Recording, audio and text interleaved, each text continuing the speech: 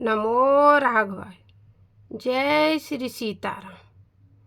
यह एक सत्य घटना है, क्योंकि भगवान के सामने कोई भी व्यक्ति झूठ नहीं बोलता है।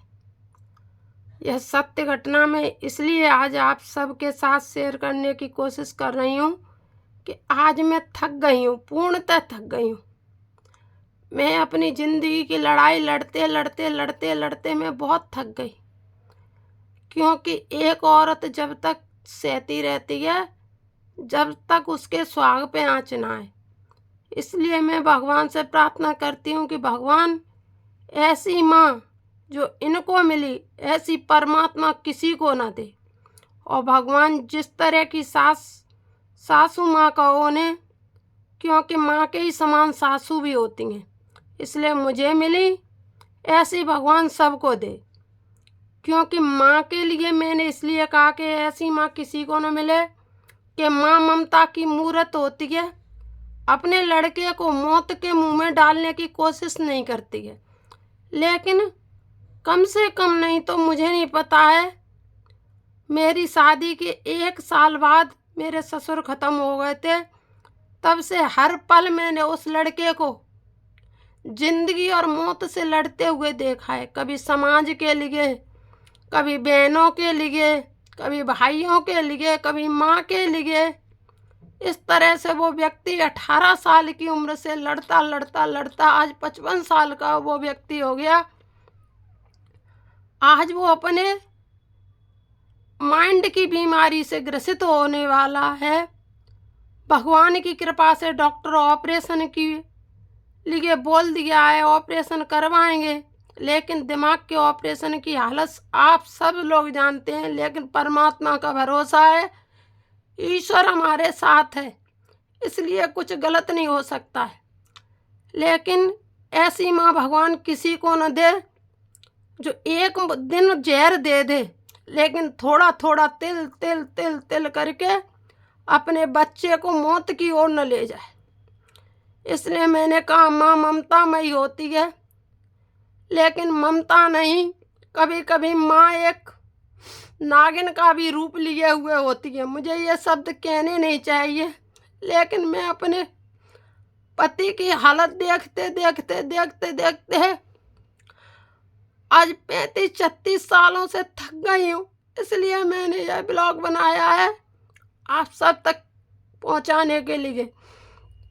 आप सब बहन भाइयों से मैं प्रार्थना करती हूँ कि भगवान जब किसी को ये लगे कि हमारे साथ गलत हो रहा है, तो उस समय दूर हटना ही बहुत अच्छा होता है। क्योंकि बार बार हथौड़ी की तरह कहीं समाज के लिए, कभी परिवार के लिए, कभी किसी के लिए, इस तरह से चोट पे चोट मत खाते रहो।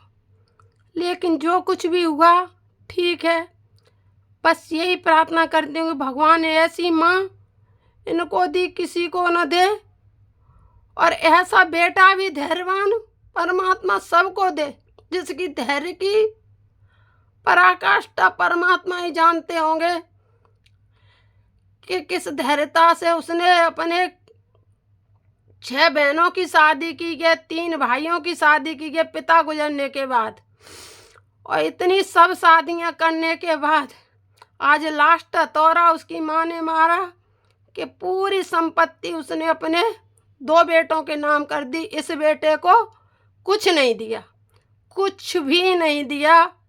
लड़के की शादी बड़ा बेटा करता रहा, तब तक माँ चली गई और कोर्ट में जाके सबको, अरे सास तो बहू की तो सांस निकालती ही है। इसलिए मैं कहती हूँ लड़ने वाली सास सबको मिले। सास बहू का जीव रिश्ता होता है, लड़ते झगड़ते रहते हैं, साथ रहते हैं, कोई बात नहीं होती। लेकिन माँ ममतामयी होती है।